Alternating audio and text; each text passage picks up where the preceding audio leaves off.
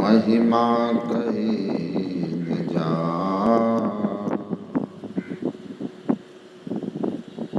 जो कुछ कहूँ तुम्हारी कृपा।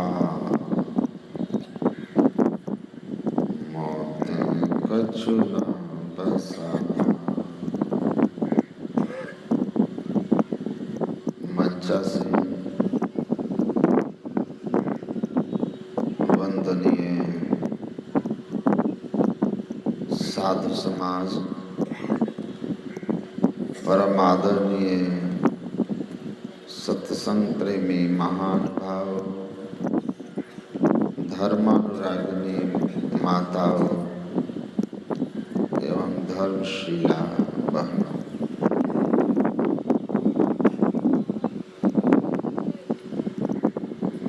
हमारे श्रद्धेय पूज्यवर स्वामी भगवान बाबा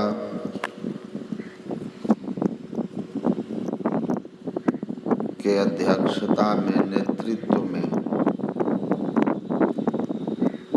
आप सब लोगों के सहयोग से 2 दिवसीय संतमत का आयोजन हाजीपुर के इस माता दुर्गा के प्रांगण में आयोजित है। कल से हम लोग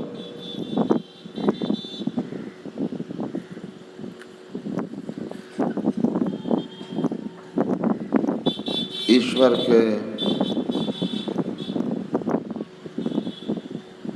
संबंध में, उनकी भक्ति की महिमा के संबंध में श्रवण कर रहे हैं।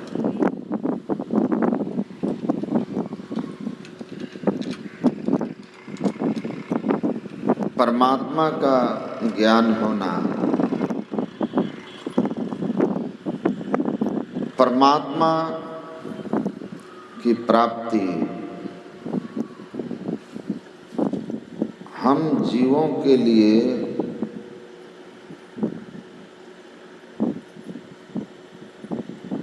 कितना महत्वपूर्ण है,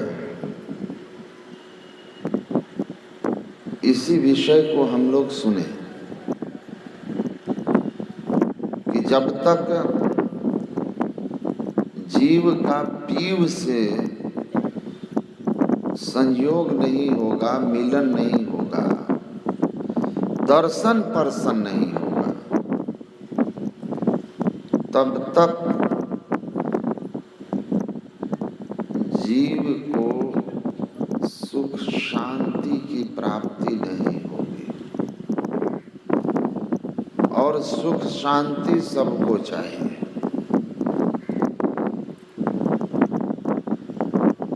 गुरु महाराज की वाणी को हम लोग पाठ करते प्रातः स्तुति के क्रम में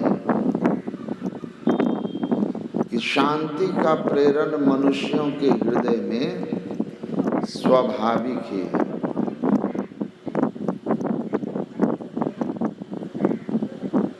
यह स्वाभाविक प्रेरण क्यों है?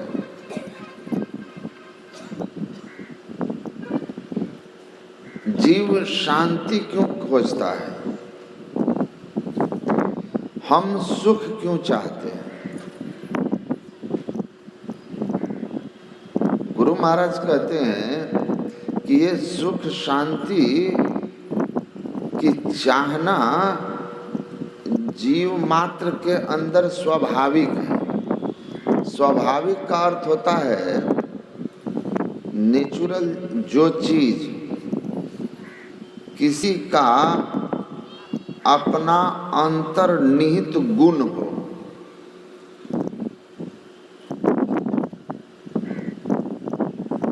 अगर पानी को लें तो पानी का स्वाभाविक गुण ठंडा है, शीतलता, और अग्नि का स्वाभाविक गुण दाहकता है। जो ठंडा हो वो आग नहीं है।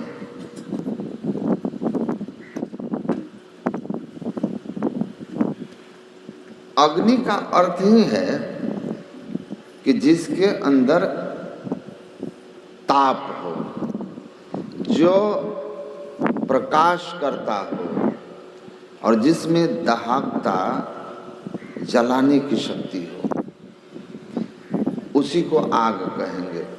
ये तीन अग्नि के स्वाभाविक गुण हैं।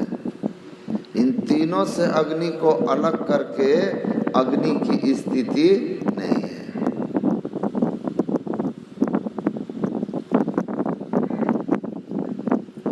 उसी तरह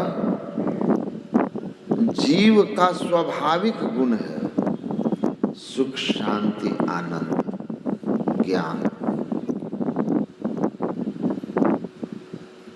क्यों है जीव का यह स्वाभाविक ज्ञान, स्वाभाविक गुण क्यों है? इसलिए कि जीव जिसका अंश है वह सच्चिदानंद रूपाय,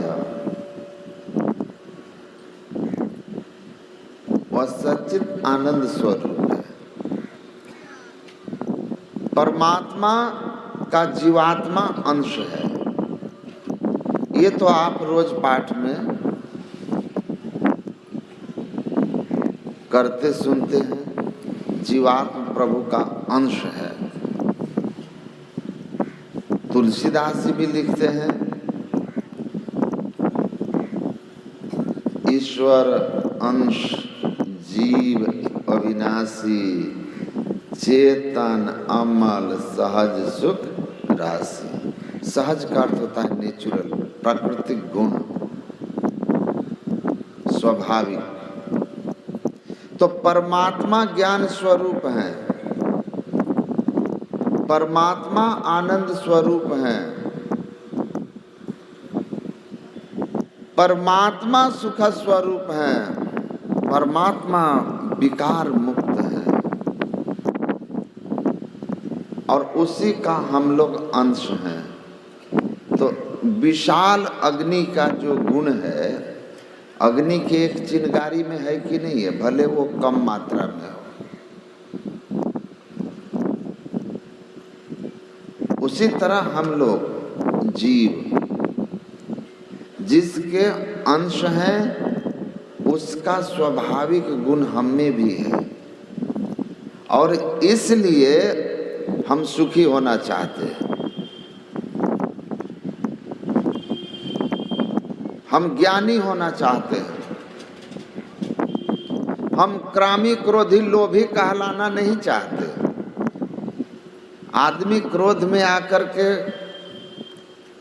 किसी का अहित करता है, लेकिन कौन चाहता है कि दुनिया हमको कहे कि क्रोधी है, ये लोभी है? कोई नहीं चाहते। चाहते हैं कि हमको लोग कामी, क्रोधी, लोभी, ईर्ष्यालु ना कहें। लोग हमको कहें कि सज्जन हैं, विकार मुक्त हैं, क्योंकि हम ऐसे स्वभाव से हैं। पर हमारी जो स्वाभाविक गुण हैं, वो स्वाभाविक गुण से हम अभी अलग हो गए। अलग क्यों हो गए? सो माया बस भजऊ गोसाई। माया के संग होने से हमारा स्वाभाविक गुण हम में नहीं है।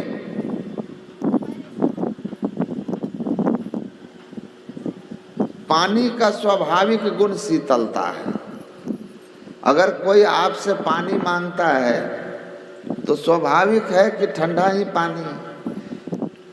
अलग से कहना पड़ता है कि सुसुम पानी चाहिए। कहते ना, पानी सुसुम दीजिएगा। केवल पानी कहें तो सीधा माना जाता है कि भाई नॉर्मल पानी है, ट्यूबवेल चलाओ, निकाल के दे दो, क्योंकि पानी तो स्वभावतः ठंडा ही है। लेकिन अग्नि के संग हो जाने से वह शीतल जल जितना ज्यादा आग के संग होगा, उस जल में उतनी गर्मी होगी और वह उतना ही ज़्यादा अपने ठंडेपन के स्वभाव से अलग होगा। लेकिन जैसे आप उस जल को अग्नि से अलग करिए, ठंडा होना शुरू हो जाएगा। ताप बंद हुआ, आंच बंद हुई, पानी ठंडाना शुरू कर देता है, क्योंकि उसका जो स्वाभाविक गुण है उसी ओर भागेगा वो। तो हमारा स्वाभाविक गुण है ईश्वर के अंश होने के कारण हम भी चाहते हैं कि अपने निज गुण की ओर चलें, हम अच्छे होकर के रहें, हम ज्ञानी होकर के रहें, हम सुखी होकर के रहें, हम आनंद में रहें। लेकिन ताप जो नीचे से माया का है वो हमको हमारे स्वाभाविक स्थिति में रहने नहीं देता।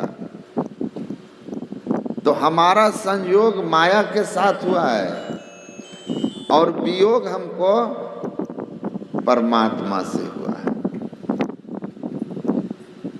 तो हमारे और परमात्मा के बीच में माया है, और ये माया हमारे और परमात्मा के बीच में जब आई है, या हम जब माया के संग हुए प्रकृति के पसार में, सृष्टि के पसार में, तो कहते हैं कि जीव जब ते हरिते बिलगानी हो। सृष्टि के पसार में जीव परमात्मा से माया के आवरण बद्ध हो जाने के कारण अलग हो गया। परिणाम क्या हुआ कि माया बद्ध जीव आवागमन के चक्र में पड़ा रहता है। इस प्रकार रहना जीव के सब दुखों का कारण है। तो हमारे सभी दुख का कारण माया का संग है। तो माया रहेगी या राम रहेंगे, दो में एक ही होगा। स्वामी रामतीर्थ कहते थे कि जब माया है तो राम नहीं है, और जब राम है तो माया नहीं है। और गोस्वामी जी भी कहते हैं, तुलसी कबहू ना मिले रवि रजनी एक ठाम। जैसे सूर्य और रात का संयोग नहीं हो सकता, वैसे जब ब्रह्म का प्रत्यक्षीकरण होगा तो माया नहीं रहेगी, और जब माया हमारे सामने होगी तो ब्रह्म नहीं होंगे। तो हम अभी माया के संग हैं। स्वाभाविक हमारे जीवन में दुख है, तो हम मायाबद्ध हैं। इस मायाबद्धता से छूटना है। तो जीव का पीव से अलग होने का कारण माया है।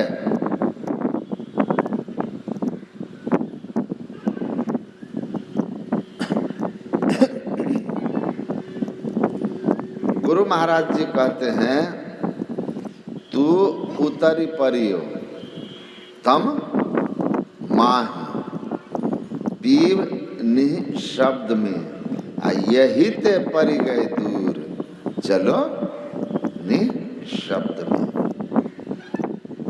तू उतर परियो तम माही, तू मतलब जीव, उतरी परियो नीचे आ गया, कहाँ? तम माही अंधकार में। पीव कहाँ है? निःशब्द में। निःशब्द में परमात्मा है। निःशब्दम परमम पदम।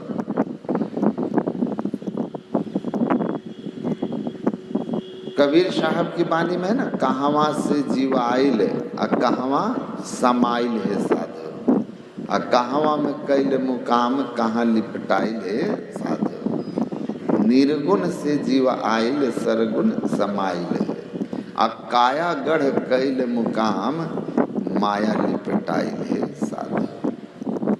यही तो दुख का कारण है, माया लिपटाइल है साधो। भगवान राम ने भी कहा, भूमि परत भा ढाबर पानी, जिमी जीव ही माया लिपटानी।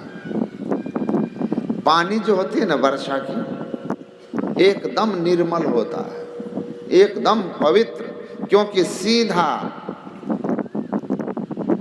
जल में कुछ भी गंदा मिला हुआ हो, लेकिन वाष्पीकृत जब होगा तो शुद्ध जल वाष्पीकृत होकर बादल बन जाएगा, और गंदगी वाष्पीकृत नहीं होगी, वो नीचे रह जाएगी।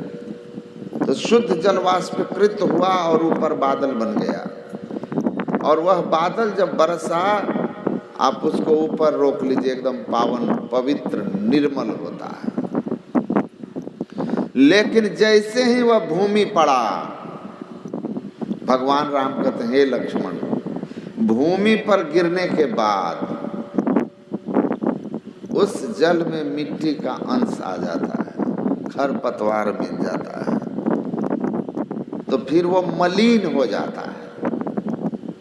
ऐसे ही जीव जब तक पीव के संग है, चेतन अमल सहज रस, वो ज्ञान स्वरूप है, विकार मुक्त है, अपने आप में सुख स्वरूप है। लेकिन माया में जैसे आया तो उसका ज्ञान जाता रहा, स्वयं का ही बोध खत्म हो गया। देह गेह निज कर जानी हो, देह को ही अपना मान लिया, घर या देह को ही मैं मान लिया। माया बस स्वरूप बिसरायो,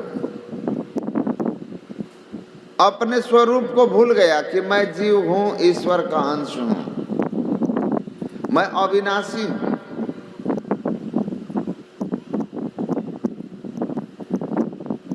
इसलिए डर भी लगता है। मैं एक अर्नेस्ट बेकर हुए, अमेरिका के बड़े दार्शनिक हैं, उनकी एक पुस्तक है डिनाइल ऑफ डेथ, मृत्यु से इनकार। मृत्यु से इनकार, कौन कौन मृत्यु को इनकार कर सकते हैं? हम सब लोग। माघ भूखा बाघ काल के मुख पड़ो है बाबरे, हम लोगों में इतनी साहस क्षमता है कि मृत्यु को इनकार कर सके। कहते हैं कि दुर्भाग्य यह है कि जीव के अंदर जो सार्वभौम भय है, the most pervasive fear is the fear of death in being. मृत्यु का भय सर्वव्यापक भय है सब जीव के अंदर। मृत्यु से सब डरते हैं। एक चींटी को भी मृत्यु का भय है, तो देवता को भी मृत्यु का भय है।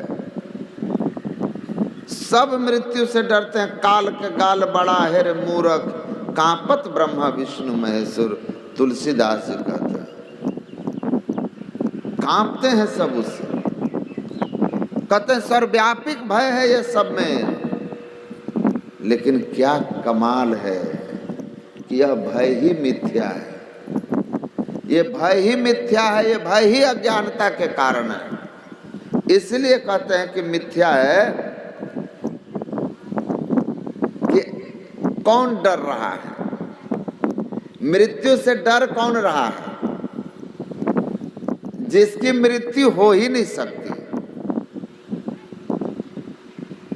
ईश्वर अंश जीव अविनाशी, तो जो अविनाशी है उसको डर किस बात का? देखिए, माया का सबसे प्रत्यक्ष रूप यही है कि मृत्यु से डरना, जो मृत्यु हमको छू नहीं सकती। मृत्यु किसकी होगी? शरीर का। जीव तो मरता ही नहीं, वो अमर है। जो अमर है वो मरने से डरता है।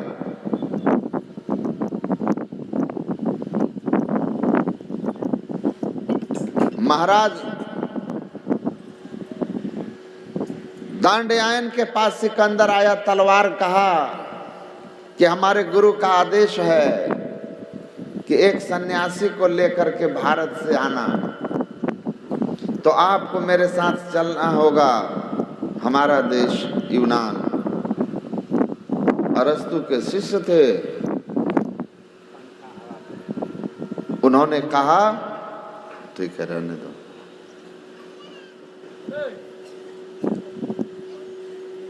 कि देखिए मैं कहीं नहीं जाऊंगा,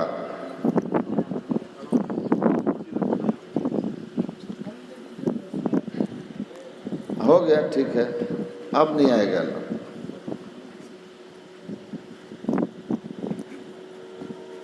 कहा आप के कहने से मैं नहीं जाऊंगा।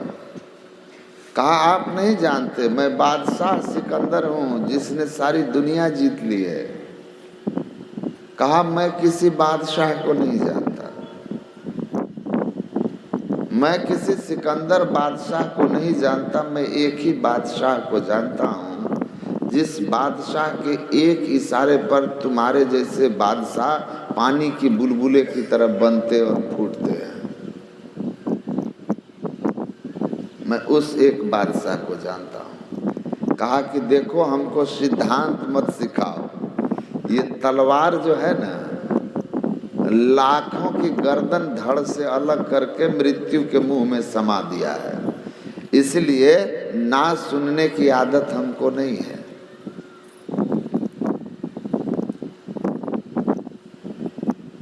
चलने की तैयारी कीजिए।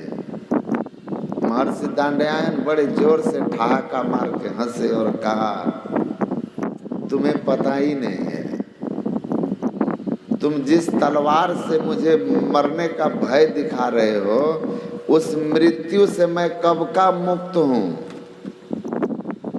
मुक्त हो चुका हूं।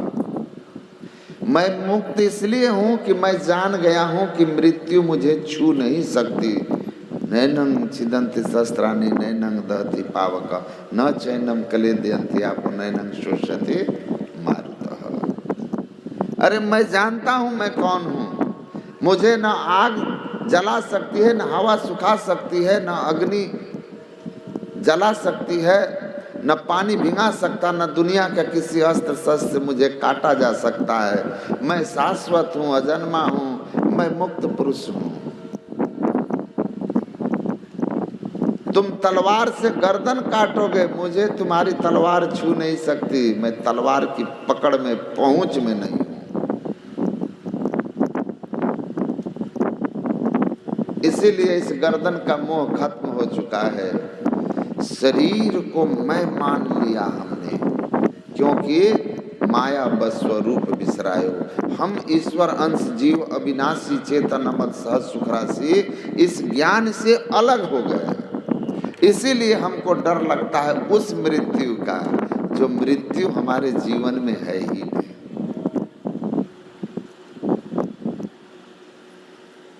तो हम मायाबद्ध हो गए और सबसे बड़ा भय तो मरने का ही है ना। इतना धन दौलत रिश्ते नाते सब जमा किए हैं, मृत्यु का एक झटका आएगा सब छीन लेगा, हम मर जाएंगे। तो ये माया के बंधन में पड़ जाने से हम परमात्मा से वियोग को प्राप्त हुए हैं और अपने स्वरूप से भी हम स्वरूप को भी विस्मृत कर गए हैं। हम पुनः अपने स्वरूप को जान लें, अब परमात्मा से हमारी एकता की अनुभूति हम कर लें तो हमारे जीवन से सारे दुख चले जाएंगे। बिना माया से मुक्त हुए, बिना परमात्मा से एकता की अनुभूति हुए जीवन से दुख का नाश नहीं होगा, चाहे आप करोड़ों उपाय करके संसार का देख लीजिए। तो परमात्मा से हमारी एकता हो जाए, माया का बंधन छूट जाए, इसी को हमको जानना समझना है।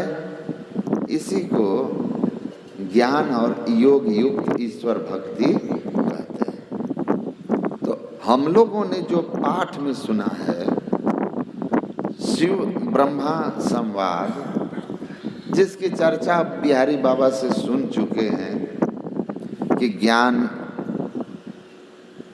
आँख है, देखता है, तो योग पैर है जिससे चला जाता है।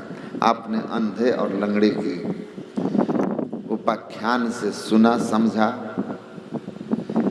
देखोगे नहीं तो चलोगे कैसे, कि जाना कहाँ है। अब देखो, अब पैर नहीं तो चलोगे कैसे, तो पहुंचोगे कैसे। दिख रहा है वहां दुर्गा मंदिर है, पर पैर ना हो तो चलेंगे कैसे। तो वहां तक पहुंचने के लिए चलना होगा और लक्ष्य का ज्ञान होना चाहिए। तो सत्संग करने से ज्ञान होता है। बिनु सत्संग ज्ञान नहीं उपजे, कर लो जतन हजार। हजारों उपाय कर लीजिए, बिना सत्संग किए संतों के शरण में गए, आपको ईश्वर के स्वरूप का ज्ञान नहीं होगा। और स्वरूप का ज्ञान हो गया तो बिन दया संतन की में ही जानना इस राह को। इस राह जिस पर चल के परमात्मा तक पहुंचेंगे, उस मोक्ष के मार्ग का भी ज्ञान नहीं होगा। इसलिए बिना सत्संग के न ज्ञान होगा न योग होगा। तो गुरु महाराज कहते हैं सत्संग से ज्ञान होता है, जिससे जानने में आता है कि हमको मिलना किससे है, और तब मिलने का रास्ता, तरीका, उपाय, युक्ति, इसका भी ज्ञान होता है। और तब उस राह पर चल के हम उस लक्ष्य तक पहुंच जाते हैं, तो हमारा कल्याण हो जाता है।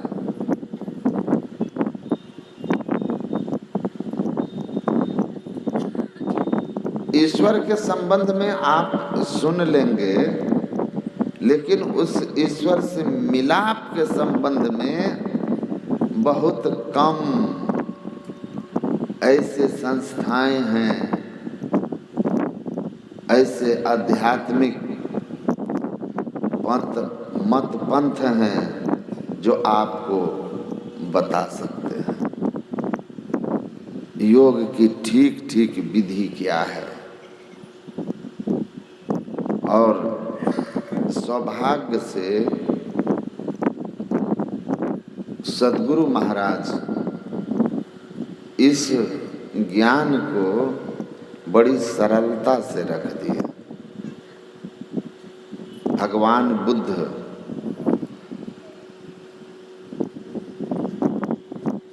को कलयुग का आदि संत कहते हैं। एक जगह बैठे हुए थे, द्रोण नाम के एक बड़े विद्वान ज्योतिष अपने समय के रास्ते से गुजर रहे थे।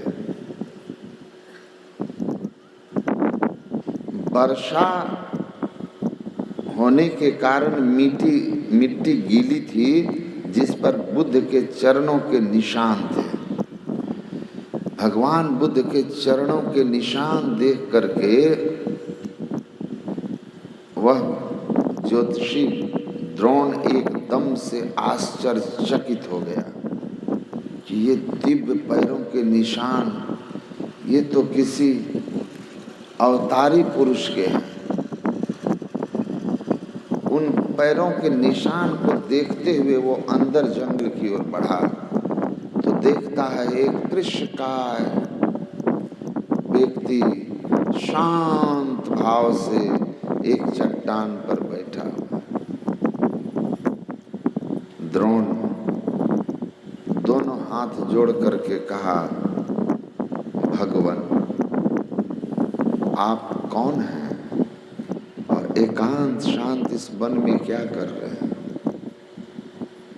भगवान बुद्ध मुक्ति को अनुभव कर चुके थे, लेकिन अभी ज्ञान का प्रचार प्रारंभ नहीं किए थे।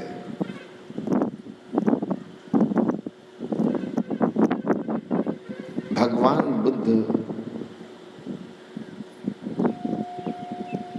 कोई जवाब नहीं दिए। पुनः द्रोण ने कहा, महाराज आप तो साक्षात नारायण हैं, ईश्वर के अवतार हैं आप। तब भगवान बुद्ध ने कहा, मैं कोई ईश्वर अवतार नहीं। कहा, महाराज तब ब्रह्मा विष्णु महेश से कोई? कहा, नहीं, उन तीनों में से भी किसी का अवतार नहीं हो। तब फिर आप कोई विशिष्ट देवता? कहा, नहीं, मैं वो भी नहीं।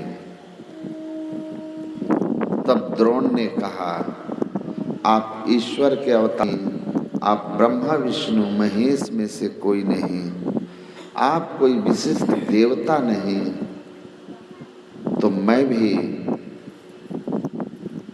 अपने ज्योतिष विद्या के ज्ञान पर गौरव रखता हूँ और उसी गौरव और अभिमान से कहता हूँ कि आप महाराज कोई साधारण मनुष्य तो हो ही नहीं सकते। आप हैं कौन, अपना परिचय दें। भगवान बुद्ध ने कहा, मैं तथागत हूँ। तथागत बुद्ध को कहते हैं ना, भगवान बुद्ध को तथागत उनके शिष्य। भगवान बुद्ध ने स्वयं अपने मुंह से पहली बार कहा, मैं तथागत हूँ। तथागत का अर्थ होता है वह जो अपने मूल घर को पहुंच गया, जो अपने मूल स्थान में पहुंच गया हो, वह यात्री जिसने अपनी यात्रा पूरी कर अपने निज निवास को लौट गया हो। बुद्ध कहते हैं, मैं तथागत हूँ, अर्थात मेरी यात्रा पूरी हो चुकी है। मैं अपनी जीवन, ये जो यात्रा है संसार की ओर, जीव कहाँ से आया, मूल घर हमारा कहाँ है? निशब्द से हम उतरे हैं, निशब्द से शब्द में, शब्द से प्रकाश में, प्रकाश से अंधकार में, और अंधकार में अनेक जन्मों से अनेक योनियों में, पशु पक्षी कृमि आदि की योनि में भटकते जा रहे हैं। जो निशब्दम परमम पदम में चला गया, तथागत हो गया, वापस अपने घर को लौट गया है। तो हम लोग जहां से उतर गए वहां पुनः जाएं। संत तथागत हैं, सभी संत तथागत होते हैं, क्योंकि सबके सब अपने मूल घर को वापस हो चुके होते हैं। जहां से आए थे वहां पहुंच गए। अंधकार प्रकाश शब्द के माइक आवरणों से मुक्त होकर के अपनी और परमात्मा से एकता करके द्वैतता को समाप्त कर दिया है। ऐसे संत पूर्ण योगी होते हैं, और योगी पुरुष ही अपने जीवन काल में माया से मुक्ति को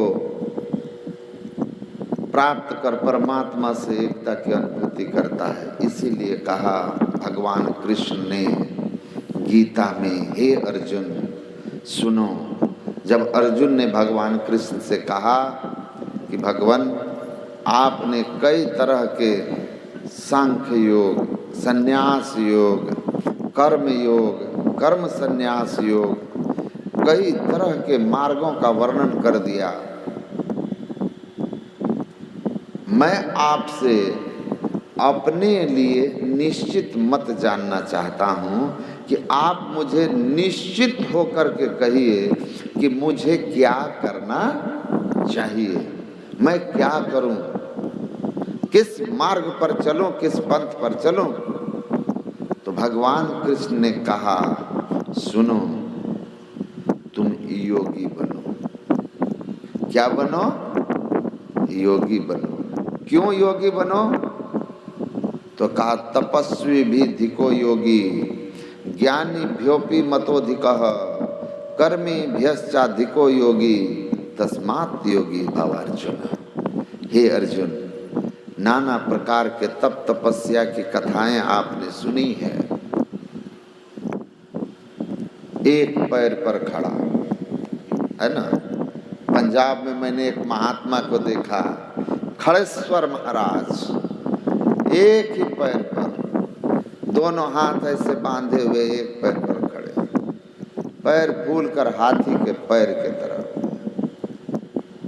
कहते हैं इस एक पैर पर खड़े होकर तपस्या करने वाला, पानी में घुस करके तप करने वाला सौभरी ऋषि जैसे लोग,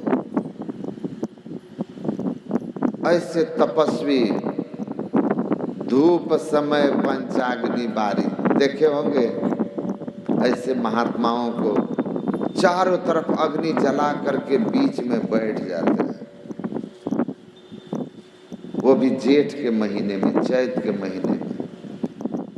कितनी शरीर को ताप लगता है।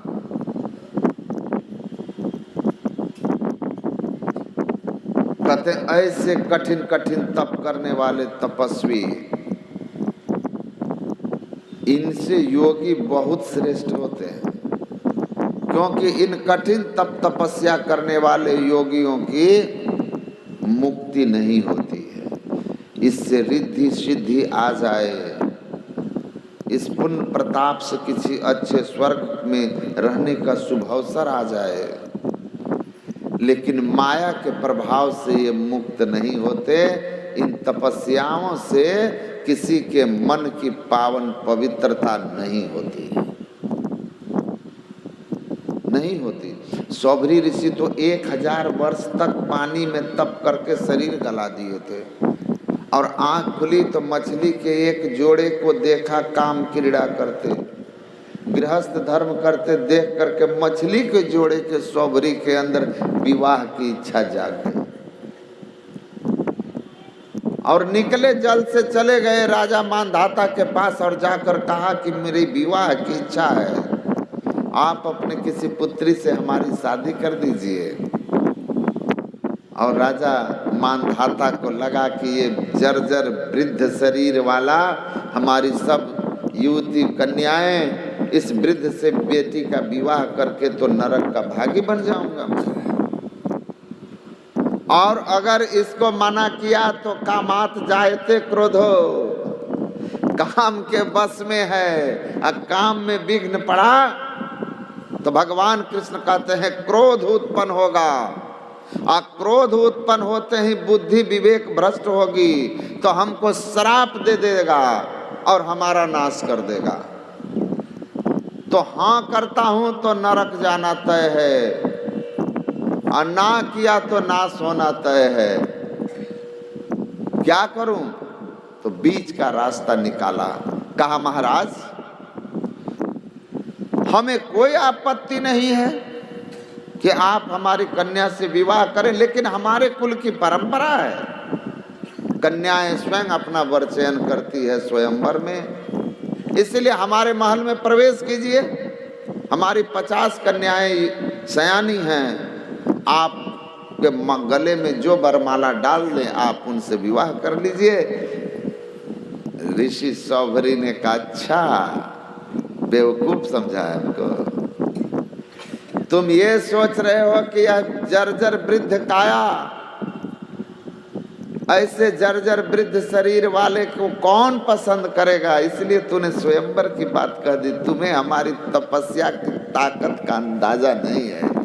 देखो मैंने जल तत्व को जीता हुआ है, जिससे मनुष्य का रूप निखरता है वो जल तत्व है, और देखो मेरी सिद्धि तपस्या का इतना सुंदर नौजवान बना कि कहते हैं स्वर्ग में भी वैसा खूबसूरत कोई देवता नहीं थे।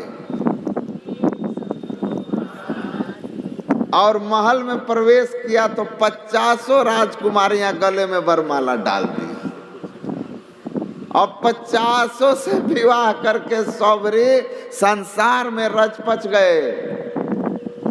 भूल ही गए कि भगवती भक्ति कर मुक्ति के मार्ग पर मैं चला था। इसीलिए भगवान कृष्ण कहते हैं तपस्वी भी धिको योगी। चारों तरफ आग जला करके अब बीच में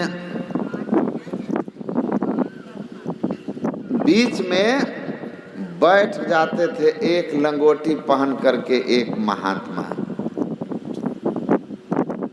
और उनका यह तप देख करके फल और दूध का तो उनके पास में मत कहिए कितनी भीड़ होती थी। और आश्चर्य लगता था कि मिर्जापुर, मनिहारी के पास है ना, मिर्जापुर कांटा कोस के जदुवंशी लोग तो लगता था जैसे कि भगवान आ गए। एकदम से दूध लेकर के फल लेकर के उसके पास जाते थे, और जटाएं इतनी बड़ी बड़ी उनकी कि जटा खोल कर कैसे घुमा देते थे ना, तो बढ़िया बढ़िया आदमी का डर से हालत खराब हो जाता था। एक दिन ट्रेन जा रही थी और जटा खोल कर ऐसे घुमाया, डर से लोकल ट्रेन मनिहारी वाली, डर से ड्राइवर ट्रेन खड़ा कर दिया, डर से ट्रेन खड़ा कर दिया। लोग कहते थे कि बाप रे बाप, ये सिद्धि। मैं उस समय भी कहता था कि ऐसे तपस्या से मन की शुद्धि नहीं होती है। मन मालिक है इंद्रियों का, इंद्रिया नाम मनोनाथो, इंद्रियों का स्वामी मन है। मन हाथ को आदेश देता है कि बर्फी उठाओ तो बर्फी उठाएगा, पूड़ी उठाओ तो पूड़ी उठाएगा। ये मन का गुलाम है ये हाथ। पैर मन का गुलाम है, मन कहेगा कि चलो तो चल देगा, नहीं तो नहीं जाएगा। इसीलिए संत लोग कहते हैं यावत न मनो निर्मल तावत सर्वम निरर्थकम। किन्ह कोटि तीर्थ व्रत पूजा मौनी होके ध्यान धरे, और लक्ष्मीपति तब लग सब झूठा, जब लग मन नहीं हाथ धरे। मन नहीं बस में है तो तन को आप कुछ भी कर लो, ये तन मन का गुलाम है। आदेश पालक हैं ये सारी इंद्रियां, मन इनका स्वामी है। और मन जो है किसी बाहरी तप तपस्या से पूर्णतः नियंत्रण में आता ही नहीं है।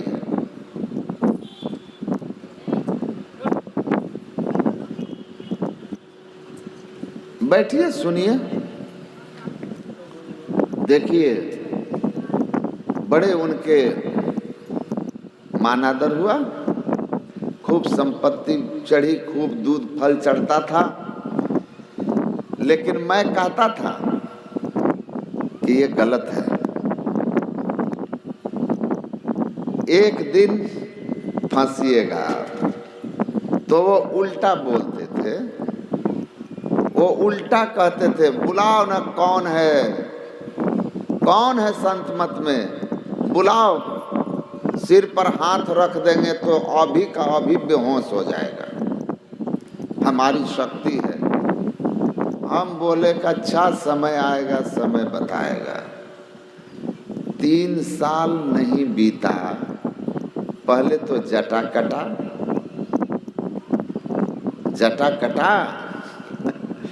उसके बाद अपने भाई की साली से ब्याह रचाया। उसके बाद आपको मनिहारी घाट में गिट्टी का मुंशीगिरी करते हुए मिल जाएंगे। हमको देख के दूर से भागते हैं, क्योंकि हमने कहा था कि ये रास्ता सही नहीं है। सकरी में एक आए थे, 15 दिन तक मिट्टी के नीचे रहे 15 दिन तक मिट्टी के नीचे, निकले बाहर, कहा बहुत बड़ा यज्ञ कराएंगे, 15 लाख रुपया जमा हुआ। यज्ञ परसों होता, बाबा रात में ही फरार हो गया 15 लाख के साथ। समझे ना, हमको कुंभ में मिले एक ऐसे महात्मा, मिट्टी के नीचे लोग रुपया चढ़ा रहे हैं, चेला समेट रहा है, पुलिस लगी हुई है। हम बोले यहाँ क्या हो रहा है? कहा मिट्टी के नीचे महात्मा दबे हुए हैं, 1 महीना पर निकलेंगे। मैं गया उनके शिष्य को कहा कि अरे कहाँ फंसे हुए हो, इस सब से कुछ नहीं होने वाला। ऐसे बहुत को देखे, अगर मुक्ति चाहते हो तो मेरे साथ चलो। हाँ, अगर संसार चाहिए तो ये सब नाटक ठीक है, क्योंकि आप लोग भी वैसे ही हैं। अभी हम टांग उल्टा ऊपर करके लटक जाएं, आदमी से चमगादड़ बन जाएं, तो पूरा इलाका हमको देखने आएगा, टीवी अखबार सब। लेकिन भगवान कृष्ण कहते हैं कि मुक्ति के लिए उल्टा लटकना नहीं है। क्या करना है?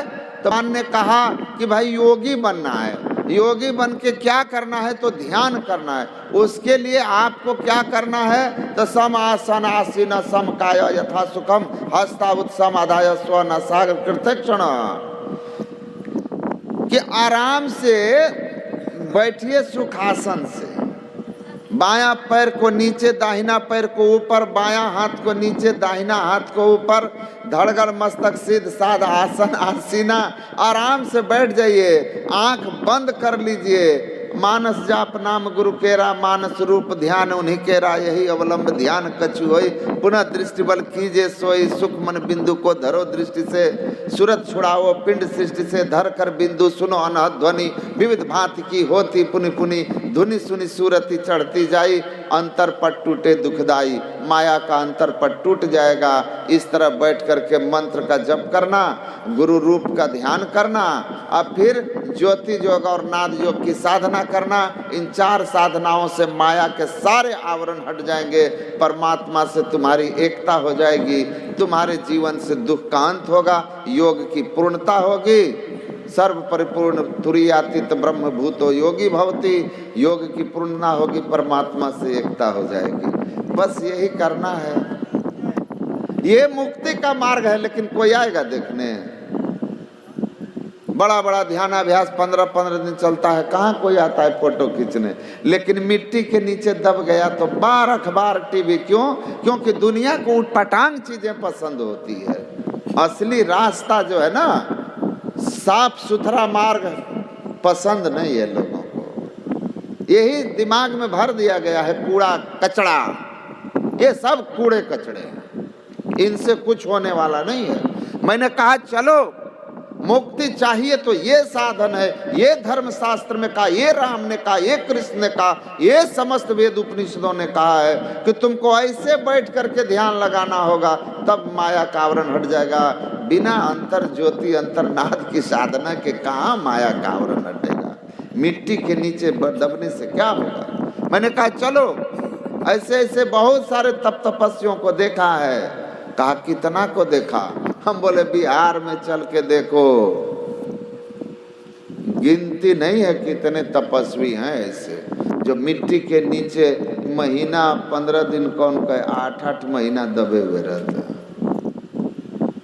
कहा महाराज सहरसा जिले में हमारे गुरुजी के भक्त लोग हैं, आज तक नहीं बताया कि बिहार में कोई ऐसा है जो मिट्टी के नीचे महीना दिन रह जाए।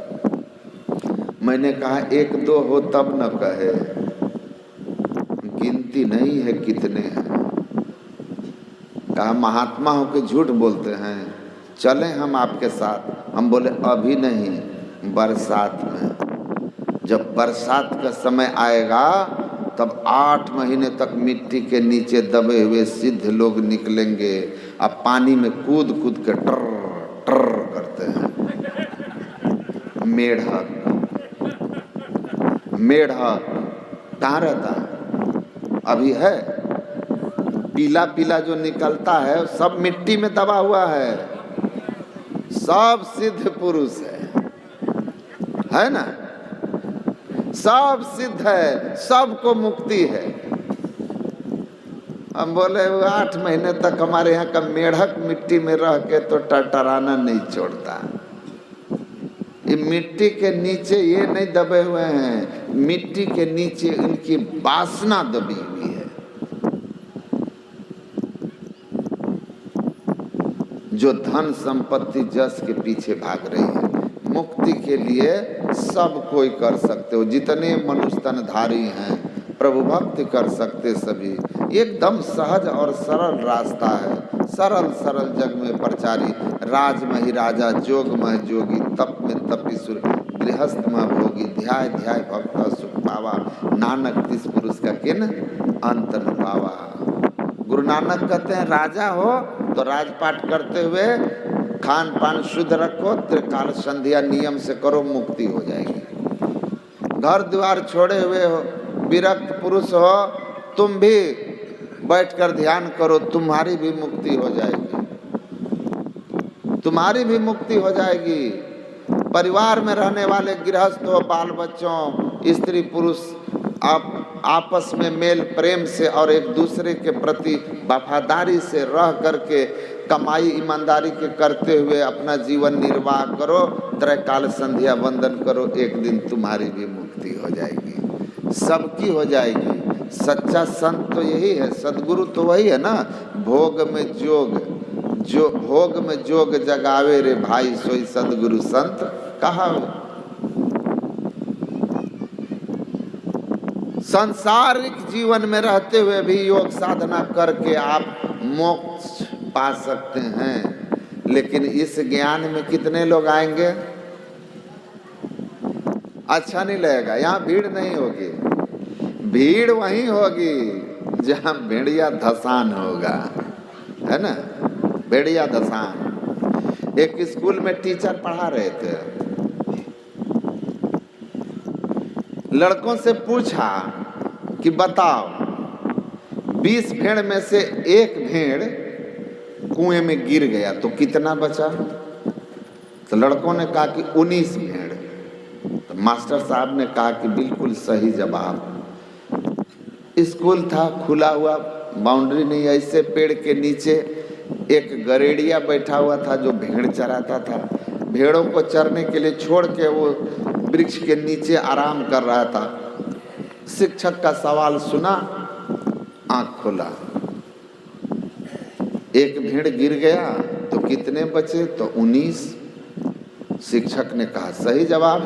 गरेड़िया आंख मिचते हुए कहा गलत जवाब। देख गलत जवाब है। कहा गलत जवाब? हम टीचर हैं, हाँ तुम भेड़ चराने वाला गरेड़िया, 20 में से एक गया तो 19 बचा, तुम हमको गणित पढ़ाओगे? कहा कि सर आप टीचर हैं, आप गणित जानते हैं, हम गरेड़िया हैं, हम भेड़ जानते हैं। आप गणित का नियम भले जान लीजिए, लेकिन भेड़ का नियम आप नहीं जानते हैं। हम गरेड़िया, हम भेड़ का नियम जानते हैं। आपका गणित के हिसाब से हमारे भेड़ नहीं चलते। तो कहा कि तुम बताओ कितने बचेंगे? कहा एक भी नहीं बचेगा, एक भी नहीं बचेगा। कहा क्यों? कहा भेड़ का ये नेचर है, स्वभाव है कि एक भेड़ गिर गया तो सब गिरेगा लगातार उसमें जाकर, 20 गिर के तब रुकेगा, कोई रुक नहीं सकता, 20 गिरेंगे। तो ये सही जवाब है कि एक भेड़ कुआं में गिर गया तो कितने बचेंगे? तो कोई नहीं बचेंगे, कोई नहीं बचेंगे। तो भेड़िया धसान लोग बड़े मिलते हैं। एक का कौआ कांव तो सब का कान, सब कांव कांव हैं।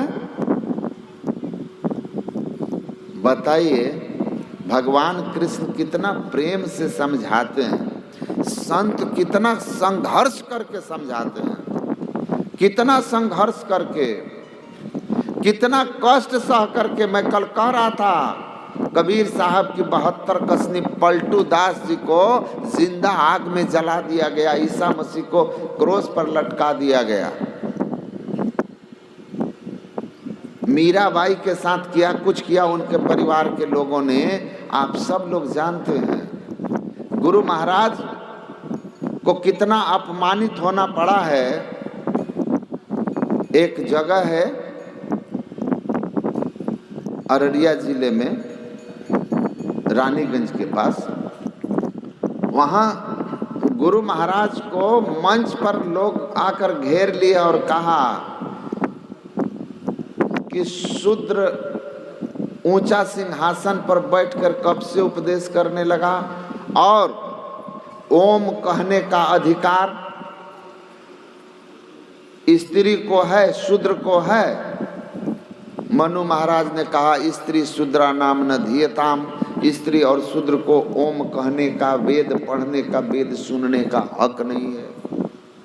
और आप मंच से बैठ करके खुलेआम माइक में सबसे कहवाते हैं, स्त्री शूद्र सबसे, कि भजो ओम ओम प्रभु नाम यही, भजो ओम ओम में ही नाम यही।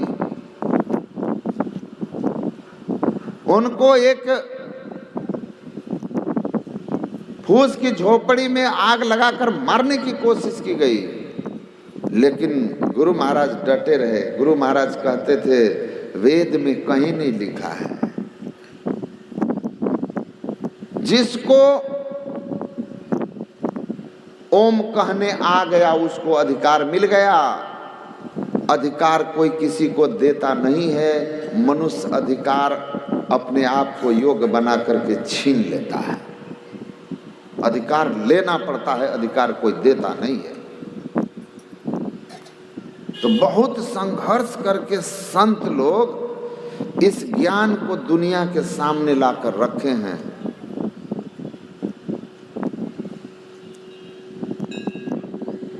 और इतना सरल और सहज ढंग से कि करो विप्रभंगी अपड़ पढ़ुआ, करो तरिहो निशंक हो, तरते गए जो अस किए सब राव राना रंक हो। करते हैं करो, ब्राह्मण रहो चाहे भंगी महादलित रहो, चाहे आप चंडाल रहो, पढ़े लिखे या अनपढ़ रहो, बस खान पान को पवित्र रखो, पाप कर्म से अपने को अलग रखो, गुरु की बताई हुई सदयुक्ति से नियम पूर्वक इस साधन को करो, इस योग को करो, तुमको मुक्ति हो जाएगी। तो कहते हैं बड़े बड़े तपस्वी हो जाएं, तपेद बस सहस्राणी एक पाद स्थितो नर, सुषुम्ना ध्यानस्य लेसस्य कलानार्हन्तिम षोडशीम।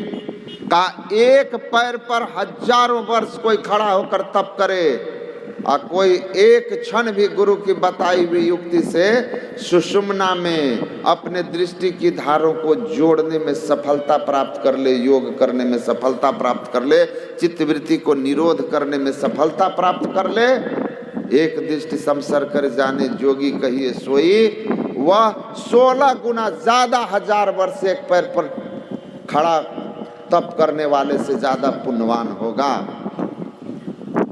ज्यादा उसको पुण्य अर्जित होगा। आप सोचिए कि कैसा यह योग है। तपस्वी भी धिको योगी ज्ञानी भ्योपि मतोधिका। कहा बहुत बड़े बड़े शास्त्र ज्ञानी हो जाएंगे, लेकिन शास्त्र का ज्ञान बिना योग की युक्ति के आपके आचरण में स्थिर नहीं हो सकता है। आप शास्त्रज्ञ हो सकते हैं, लेकिन शास्त्र आपके आचरण में नहीं उतरेगा जब तक आप योग की युक्ति नहीं जानेंगे, क्योंकि मन को बिना योग के कोई रोक नहीं सकता है। अब मन अगर बिगड़ा हुआ है तो कोई शास्त्र ज्ञान आपके ऊपर कलंक लगने या पाप कर्म में घुसने से बचा नहीं सकता है। इसीलिए कहा बड़े बड़े शास्त्र ज्ञानी हो सकते हैं, लेकिन बिना योग किए कोई उत्तम आचरण का नहीं हो सकता। लेकिन थोड़ा थोड़ा भी योग करने वाला, शास्त्र का ज्ञान हो ना हो, रामकृष्ण परमहंस कहते थे दूसरे को मारने के लिए बड़ी योजना बनानी पड़ती है कि कैसे मारेंगे, उसकी शक्ति क्या है, कब आता है कब जाता है, उसके पास कैसे हथियार हैं, कितने अंगरक्षक हैं। लेकिन अपनी हत्या करनी हो, आत्महत्या करनी हो, एक ब्लेड काफी है, नस काट के मर जाओ। उसी तरह दूसरों को समझाने के लिए बहुत सारे शास्त्रों की जरूरत पड़ती है, उदाहरण की जरूरत पड़ती है, बहुत सारे संस्मरण सुनाने पड़ते हैं। लेकिन आत्मज्ञान किसी को पाना हो कि मुझे कुछ दुनिया से मतलब नहीं, अपनी मुक्ति करनी है, ईमानदारी से कमाते हुए परिवार का निर्वहन करते हुए हमें मुक्ति के मार्ग पर बढ़ना है, तो ऐसे लोगों के लिए शास्त्र ज्ञान हो ना हो कोई मतलब नहीं, केवल गुरु की बताई हुई सदयुक्ति काफी है, सदयुक्ति काफी है। तो बड़े बड़े शास्त्रों के मर्मज्ञ हुए, उनकी बड़ी बड़ी कथाएं हैं, बड़ी बड़े उनके पतन की कहानियां हैं धर्म शास्त्रों में। आपने सुना होगा जेमिनी की कथा, बहुत बड़े विद्वान थे लेकिन साधना के प्रति कोई सम्मान भाव नहीं था। जब व्यास जी ने उनको कहा कि मन हमारा इतना बलवान है, इंद्रियां हमारी इतनी बलवती हैं कि यह विद्वानों को भी अपनी ओर खींच लेती है और विषय में गिराकर पापाचरण करा देती है। जेमिनी ने वेद व्यास जी को कहा, ये हम नहीं मानते, ये नहीं मानते। विद्वान है, धर्म अधर्म को जानता है, समझता है, फिर वो पाप कैसे करेगा? अज्ञानी पाप करेगा, शास्त्र ज्ञानी विद्वान नहीं कर सकता। वेद व्यास जी को लगा कि अभी ये नहीं मानेगा, विद्वत्ता का अहंग है। उन्होंने कहा ठीक है, छोड़ दो। दूसरे दिन कहा, मैं कुछ दिन के लिए तीर्थाटन पे जा रहा हूँ, तुम यहाँ रहकर अपना अध्ययन मनन करो, फिर हम आएंगे। कहा ठीक है, आप जाइए। लौटे, कहकर वहां से निकल गए। उसी दिन सायंकाल में पूरा मौसम बिगड़ा, अंधेरा होने लगा, तेज वर्षा, आंधी। और तभी जेमिनी जब अकेले कुटिया में थे, एक 17-18 साल की अति सुंदर युवती भींगती हुई उस कुटिया में आती है और जेमिनी से कहती है कि अंधेरा हो गया है, रास्ता भटक गई हूँ, पास के गांव में मेरा घर है, अगर अभी जाऊंगी तो कोई जंगली जीव भी हम पर हमला कर सकता है, तो कृपया कर आप मुझे आज की रात इस कुटी में निवास करने दें। जेमिनी ने एक सहर्ष स्वीकृति दी कि रहो, लेकिन उस सुंदर युवती को देख करके उसके मन में चंचलता आ गई। तब उन्होंने कहा कि सुनो, तुम इसके दरवाजे को अच्छी तरह बंद कर लेना, कोई भी तुम्हें कहे रात में खोलने के लिए तो मत खोलना, यहाँ तक कि मैं भी कहूँ कि दरवाज़ा खोलो तो मत खोलना। युवती ने कहा बिल्कुल नहीं खोलूंगी, आपके कहने से भी नहीं खोलूंगी। आधी रात में उस युवती का रूप चिंतन करते करते जेमिनी के मन में हुआ कि गुरु महाराज स्वयं गृहस्थ हैं, वेदव्यास गृहस्थ आश्रम में रहे थे, गृहस्थ आश्रम में रह करके इतने बड़े ज्ञानी हो गए, तो गृहस्थ भी तो मुक्ति पा सकता है, और ये जेमिनी सन्यासी था। तो मैं भी गृहस्थ आश्रम को स्वीकार कर लेता हूँ, साधन करूँगा, इतनी सुशीला, सुसंस्कृत, संस्कारी, खूबसूरत जीवन संगनी हो, साथ साधन भजन करें तो कितना सुंदर होगा। अब समझ सकते हैं, सन्यासी हैं तो आपके लिए तो वर्जित है ना भाई, आपके तो रास्ते ब्लॉक हो गए, है ना। लेकिन गृहस्थ आश्रम का ख्याल आ गया। अर्धरात्रि में उठ करके कुटी पर जाते हैं और कहते हैं दरवाजा खोलिए। वो बोली हम नहीं खोलेंगे। कहा मैं जेमिनी हूँ। कहा आपने ही कहा है कि आपके कहने से भी नहीं खोलो, तो नहीं खोलूंगी। पता है क्या किया वो विद्वान आदमी? ऊपर कुटिया के चढ़ करके उसका घास फूस हटा करके छत से कूद गया नीचे और कहा हाथ जोड़कर कि मैं जेमिनी हूँ, व्यास देव का सबसे विद्वान शिष्य, मैं आपको धर्म पत्नी के रूप में स्वीकार करने की इच्छा रखता हूँ, तो आप मेरा प्रस्ताव स्वीकार करें। उस युवती ने कहा कि जैमिनी, आप जैसे विद्वान और श्रेष्ठ पुरुष का स्त्री होना हमारे लिए सौभाग्य की बात है।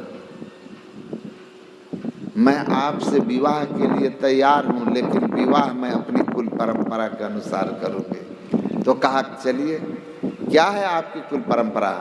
कहा हमारी कुल परंपरा है कि उस पहाड़ी के ऊपर जो देवी का मंदिर है, जिस लड़के से शादी करनी होती है, जिस लड़के को यानी दूल्हे को अपनी होने वाली दुल्हन को घोड़ा बन के पीठ पर बैठाकर उस पहाड़ी तक ले जाकर उसका 5 परिक्रमा करना पड़ता है, तब उसी मंदिर में विवाह संपन्न होता है।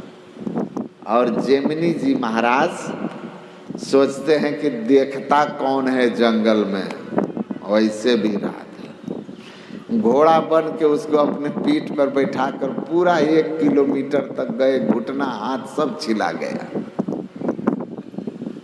पहुंचे पहाड़ी पर, जैसे पहाड़ी पर पहुंच करके मंदिर के दरवाजे पर गए तो देखते हैं कि वेद व्यास जी महाराज वहां बैठे हुए हैं।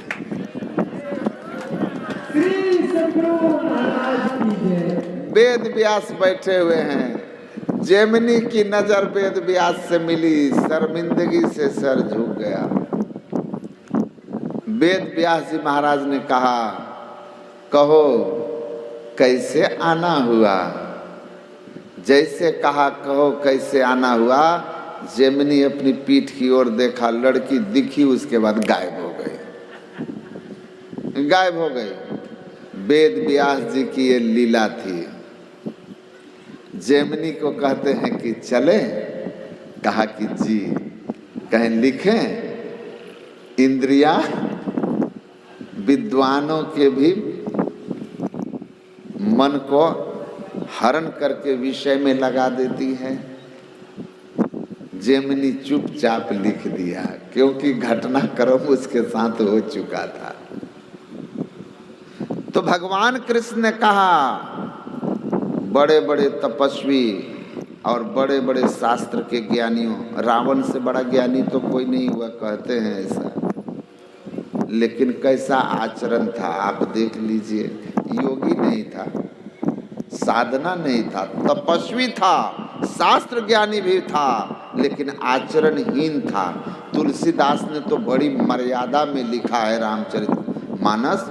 महर्षि वाल्मीकि ने जो उसके दुष्चरित्रता का वर्णन किया है वाल्मीकि रामायण में, उसको पढ़िए कि हनुमान जी जब जाते हैं तो रावण का कुकृत्य कैसा है, ऋषियों की कन्याओं के साथ किस तरह वह कुकर्म करता है, सबका वर्णन किया गया है।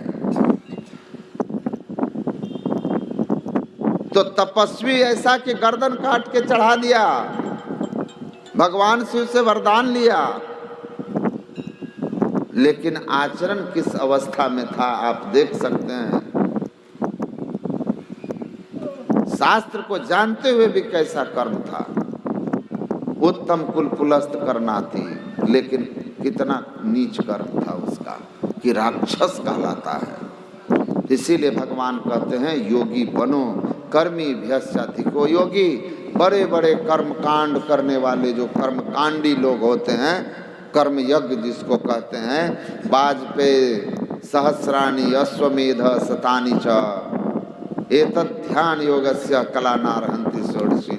सैकड़ों वाजपेयी यज्ञ, सैकड़ों हजारों अश्वमेध यज्ञ करने वाला भी ठीक ठीक जो योग ध्यान योग की कला को जानता है, उसके सामने बहुत छोटा है। इस योग की इतनी महिमा है कि भगवान कहते हैं उत्तर गीता में, मुहूर्तमपि योगच्छेन्ना सागरे मनसा सह सर्वम तरति पापानाम तस् जन्म शतार्जितम। एक मुहूर्त भी किसी ने अपने आप को 10वें द्वार सुषुम्ना शिवनेत्र में वृत्ति को ठहराया है, दृष्टि को टिकाया है, कुछ भी प्रकाश की झलक देख ली है, तो सैकड़ों जन्म के किए हुए पाप का वो नाश कर देगा। ये इसकी महिमा है। बैठ के चुपचाप करो घर के कोने में शांत भाव से। ये महिमा है। इसके योग के आरंभ का नाश नहीं होता, उल्टा परिणाम नहीं होता। और नियम से थोड़ा थोड़ा भी यह साधन करोगे तो इसका संस्कार आपको नीच योनि में जाने से बचा लेता है, मरणोपरांत स्वर्ग में और फिर किसी श्रीमान कुल या श्रेष्ठ योगी कुल में जन्म देता है। ये महिमा है इस योग की। इसीलिए कहा कि योगी बन जाओ, योगी बनिए। योगहीनम कथम ज्ञानम मोक्षदम भवति, योगोपि ज्ञानहीनस्तु न चमो मोक्ष कर्मणि, तस्मात् ज्ञानम च योगम च मुमुक्षु दृढ़मभ्यसेत्। और ये काम जीवन काल में करना है साधो भाई, जीवत ही करो आशा, जीवत समझे जीवत बूझे जीवत मुक्ति निवासा। जियत कर्म की फांट न काटे मुए मुक्ति की आशा, तन छूटे जीव मिलन कहते हैं सो सब झूठी आशा। अब ही मिला सो तब ही मिलेगा, नहीं तो जमपुरवासा। दूर दूर ढूंढे मनोलोभी मिटे न गर्भ तरासा। कहते हैं अब ही मिला सो तब ही मिलेगा। पिंड पाते न या मुक्तिर सा मुक्तिर न तु मन्यते, देहे ब्रह्मत्व मायाते जला नाम संध्वय में था, अन्यंताम यदा याति तदा मुक्त स उच्यते। भगवान शिव कहते हैं हे ब्रह्मा जी, मरने के बाद मुक्ति नहीं होगी अगर जीवन काल में माया का आवरण नहीं टूटा। जीवन काल में मुक्ति जो प्राप्त किया वही मरने के बाद भी मुक्ति को प्राप्त करेगा।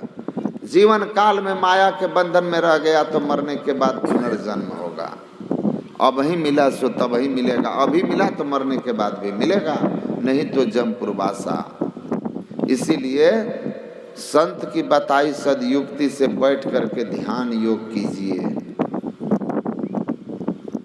इसका ज्ञान ठीक ठीक समझ लीजिए और करिए नियम से। योग हृदय वृत्त केंद्र बिंदु में युग दृष्टियों को जोड़कर मन मानसों को मोड़ सब आशा निराशा छोड़कर सूरत चला प्रभु मिलन को विषयों से मुख मोड़कर। विषय से मुंह को मोड़ना है और चलना है तो क्या करेंगे? तो योग की युक्ति यही है कि आप अपने दोनों दृष्टि धारों को सुषुम्ना में एक कर लीजिए।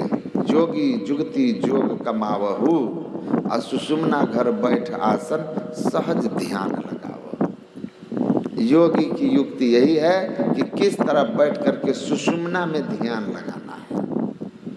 परिणाम क्या होगा? सुषुम्ना में ध्यान लग जाएगा, योगा चित्तवृत्ति निरोधा, दृष्टि की दोनों धारें जहां जा करके एक होगी, सिमट करके एक हो जाएगी, तो परिणाम क्या होगा? तो कहते हैं प्रगति ज्योति आकार अनुभव संग शब्द सोहंगाव, अंतः प्रकाश हो जाएगा। अभी आंख बंद करने पर जो अंधकार देख रहे हैं, यह अंधकार आपका नष्ट हो जाएगा। आप अंधकार को चीर देंगे, अंधकार के परिधि से ऊपर उठ जाएंगे, प्रकाश में चले जाएंगे। जैसे ही दृष्टि की दोनों धारें एक हुई, सम हुई, योग की चित्तवृत्ति का पूर्ण निरोध हुआ, अंतर्गति प्रारंभ होगी, अंधकार से प्रकाश में आप चले जाएंगे, ज्योति प्रकट होगा, शब्द सोहंगावहु, और तब परमात्मीय अनहद ध्वनियों को आप सुनेंगे। उस अनहद ध्वनि में सत ध्वनि की सुनने की सदयुक्ति है, जिसको नादानुसंधान कहते हैं, सूरत शब्द योग कहते हैं। बड़ा सरल होता है सूरत शब्द योग। जैसे ही सूरत शब्द योग की विधि आप जान गए और सूरत शब्द योग करने की आपने क्षमता पा ली, अर्थात अंधकार से अपने को ऊपर उठा लिया, एक बिंदुता तक अपने को सिमटाव कर लिया, तब गुरु महाराज कहते हैं कि वह शब्द जो है, जीव शब्द को क्या परखेगा? वह शब्द ही जीव को पकड़ लेता है। जैसे चुंबक हो, चुंबक सत शब्द है भाई, चुंबक जो है वह सत शब्द चुंबक है, जो जीव को पकड़ता है। प्रकर्षण नयत उष्मानः मोक्षम इति प्रणव है, प्रणव ध्वनि धार वही। जीव को पकड़ करके खींचता हुआ जो उसको मोक्ष के धाम में पहुंचा दे उसी को प्रणव ध्वनि कहते हैं, इति प्रणवः। तो योग चित्त वृत्ति के सिमटाव को कहते हैं, जिसके लिए क्या करना होता है, हम फैले हुए मनोवृत्ति को, चित्तवृत्ति को समेटने के लिए सबसे पहले मानस नाम जाप गुरु केरा, गुरु मंत्र का जप करते हैं। फिर उस रूप से, नाम से संबंधित रूप का ध्यान करते हैं और तब पूर्ण सिमटाव चित्त का हो जाए, चित्त पूर्ण निरुद्ध हो जाए, उसके लिए तीसरी क्रिया दृष्टि योग करते हैं, बिंदु ध्यान करते हैं। तब जो हमारी 5 दृष्टियां हैं, एक को कहते हैं जागृत की दृष्टि जो अभी आप देख रहे हो, दूसरा है स्वप्न की दृष्टि, अलग होती है। स्वप्न अवस्था में जो कुछ दिख रहा होता है वो जागृत अवस्था से अलग होता है। तीसरा होता है मानस दृष्टि, आप जगे हुए में ही मानस दृष्टि काम करती है, लेकिन जागृत की दृष्टि में अभी आप जहाँ बैठे हैं वही ख्याल है। अब मानस दृष्टि में बैठे यही है, ख्याल बीती हुई बातों में है, जो घटनाएं कभी घटी उसको स्मरण कर रहे हैं, या भविष्य में ऐसा होता, ऐसा हो जाए, ऐसा हो जाए, उसमें चल रहा है। भूत और भविष्य में जब चल रहा होता है मनुष्य का ख्याल, तो उसको कहते हैं मानस दृष्टि। बैठे यहाँ हैं, ख्याल घर पर है, हम बोल रहे हैं, आप सुन नहीं रहे, कान खुला, ख्याल यहाँ नहीं, आप सुनेंगे ही नहीं। इसको कहते हैं मानस दृष्टि, आप यहाँ नहीं थे, कहीं और थे। इन तीनों दृष्टियां निरुद्ध कर दीजिएगा योग की युक्ति से, तो चौथी दृष्टि खुलती है, जिसको कहते हैं दिव्य दृष्टि। और ये दिव्य दृष्टि बिंदु ध्यान से खुलता है, दृष्टि योग से खुलता है। जब साधक ठीक ठीक गुरु से सीख लेता है कि किस तरह वाम दक्ष निरुद्धन्ति प्रविशन्ति सुषुम्नायाम, बाएं और दाएं दृष्टि की धारों को किस तरह निरुद्ध करके सुषुम्ना में प्रवेश किया जाता है। जब सुषुम्ना खुल जाता है, नेत्र खुल जाता है, तीसरा नेत्र खुलता है, उसी को दिव्य दृष्टि कहते हैं। उस दिव्य दृष्टि प्राप्त साधक को दूरदर्शन मापनुयात, दूर दूर तक दिखाई देता है। दूर दूर तक ही नहीं दिखाई देता, सूक्ष्म लोक दिखाई देता है। कौतुक देखें शैल बना भूतल भूरि निदान, धरती के नीचे दिखता है, दीवाल के पार में देखता है, दीवाल के पार में देखता है, ब्रह्मलोक को देखता है, शिवलोक को देखता है, सब लोक को देखता है। और इसीलिए गुरु महाराज कहते थे कि दिव्य दृष्टि जिसको प्राप्त हो जाती है, उसके लिए तीनों लोक में कुछ छिपा हुआ नहीं रहता है, सारे लोक लोकांतर उसके सामने प्रत्यक्ष रहते हैं, सब प्रत्यक्ष रहता है, क्योंकि उसकी दृष्टि सूक्ष्म है। आप बैठे हैं, एक आदमी स्वप्न में है, स्वप्न में उसी पलंग पर आप बैठ करके देख रहे हैं टेलीविज़न, और वहाँ सोया हुआ आदमी देख रहा है कि कहीं विवाह शादी में है। दोनों हैं एक ही जगह पर, शरीर के ख्याल से, शरीर भाव में तो दोनों पलंग पर हैं, लेकिन दर्शन दोनों का एक नहीं है। एक विवाह में है, एक सामने कमरे को देख रहा है। हो सकता है तीसरा वहीं बैठ करके किसी जमाने की बीती हुई किसी बात में खोया हुआ। तीनों तीन चीज देख रहे हैं, पर हैं बैठे एक जगह। उसी तरह जैसे ही शिवनेत्र खुल जाता है दृष्टि योग से, तो वो भी बैठा आप ही के पास है, लेकिन देख ब्रह्मलोक रहा है, शिवलोक रहा है, देख धरती के नीचे ऊपर सब देख रहा है। सूक्ष्म जगत के खेल खुली खुली लकी पड़े हुए, समशील लील अपील पेले। जैसे ही अपने अंदर के अंधकार का नाश किया, दिव्य दृष्टि हुई, दिव्य लोक, दिव्य देवताओं का दर्शन उसके लिए प्रत्यक्ष हो गया। ये चौथी दृष्टि है, लेकिन ईश्वर का स्वरूप दर्शन इससे भी शेष रह गया। नादानुसंधान की क्रिया करता हुआ जब साधक प्रकाश मंडल और जड़ावरण शब्द मंडल को पार करके कैवल मंडल में जाता है तब उसको आत्मदृष्टि खुलती है, जब सूरत सार शब्द में लगती है। वह शब्द जो इस सृष्टि के लिए परमात्मा की मौज में सबसे पहले हुई, उस शब्द में सूरत के लगते हैं जड़ावरण से हटता है, आत्मदृष्टि खुल जाती है। ईश्वर अंश जीव अविनाशी चेतन अमल सहज सुखराशि अपने स्वरूप का ज्ञान हो जाता है। मैं अविनाशी हूँ, आनंद स्वरूप हूँ। अरे मैं कहाँ मृत्यु से डर रहा था, मृत्यु तो मुझे छू नहीं सकती। मैं कहाँ रूप रस गंध स्पर्श धन बंगला रुपया पैसा में सुख ढूंढ रहा था, मैं तो अपने आप में ही सुख स्वरूप आनंद स्वरूप हूँ। हंसा पायो मान सरोवर ताल तलैया क्यों डोले। उसने स्वयं अपने आप में मान सरोवर को पाया। वो विषय रूपी गंदे नाली में अब क्या जाएगा डुबकी लगाने, वो हंस, वो जीव। और उसी शब्द के सहारे वह खिंचता हुआ परमात्मा में जाकर के मिल जाता है, जहाँ से उसका आवागमन हमेशा के लिए खत्म हो गया।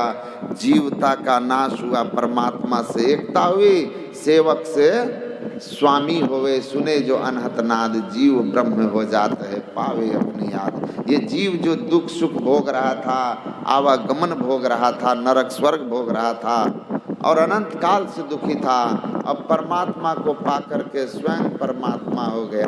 अब कोई दुख संताप नहीं है। कहते हैं ऐसा ध्यान योग करिए। भगवान कृष्ण कहते हैं हे अर्जुन, कितना भी बड़ा तपस्वी हो, कितना भी बड़ा ज्ञानी शास्त्र का हो, या कितना भी बड़ा कर्मकांडी हो, बड़े से बड़े यज्ञों को करता हो, उन्नति करता हो, लेकिन ये सब के संस्कार रिद्धि सिद्धि और स्वर्ग आदि लोग ले सकते हैं। मोक्ष का संस्कार केवल ज्ञान योग से होता है। इसलिए ज्ञान योग का सहारा लीजिए, योग की युक्ति को जानिए और बैठ करके आराम से कीजिए मुक्ति लाभ। और इस मार्ग पर चलेंगे, भगवान कहते हैं तुमको तो मोक्ष एक दिन मिलेगा ही, और रास्ते में शरीर छूटा तो स्वर्ग भी मिलेगा, मनुष्य शरीर भी मिलेगा। इसके साथ साथ योग से हम इस रास्ते पर चलने वाले का संसार की भी संभाल होगी, योगक्षेम भी होगा। जो आपको चाहिए भगवान करते उसकी मैं व्यवस्था करूंगा। जो भक्त योगी बनकर हमारे साधना में लगेगा तो उसका योगक्षेम भी होगा, और जो है जो चाहिए उसकी व्यवस्था होगी, और जो आपके पास है उसकी रक्षा होगी, रक्षा होगी। इसलिए आप इस योग के ज्ञान को ठीक ज्ञान को साधना कीजिए। जीवन काल में किसी एक जन्म में मोक्ष को प्राप्त करके हमेशा के लिए सुखी हो जाइएगा। और जब तक मोक्ष नहीं मिलेगा तब तक भगवान की कृपा छाया में, सदगुरु की कृपा छाया में जीवन का सुखद यात्रा करते बड़ा हम यात्रा कर कीजिएगा।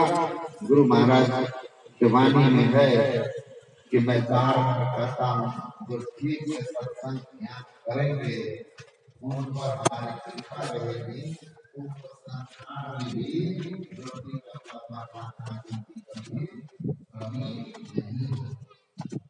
तुलसीदास ने भी कहा कि सुनिए मैं जल संभव करके लहर की चार प्रणाम करते साथ समा और है। जब आप योग की ठीक ठीक साधना जान करके करते हैं तो योगी बनना ही मुक्ति का मार्ग है, और सब कोई इसको कर सकते हैं। यह श्रेष्ठ योग है। इसके लिए जाति पाति स्त्री पुरुष अमीर गरीब पढ़ा अनपढ़ का कोई भेदभाव नहीं है। यहाँ तो हरि के भजे सो हरि के होई। तो गुरु महाराज की कृपा है, ईश्वर की अहूत की कृपा है कि आप लोग ऐसे दिव्य ज्ञान को गुरु महाराज की महती यहाँ बैठ करके और कल से ही सुन रहे हैं और शाम तक सुनेंगे। भगवान बाबा का नाम ही है भगवान। अब भगवान का काम ही है सबका भला चाहना। तो बाबा भगवान सबका भला चाहते हैं और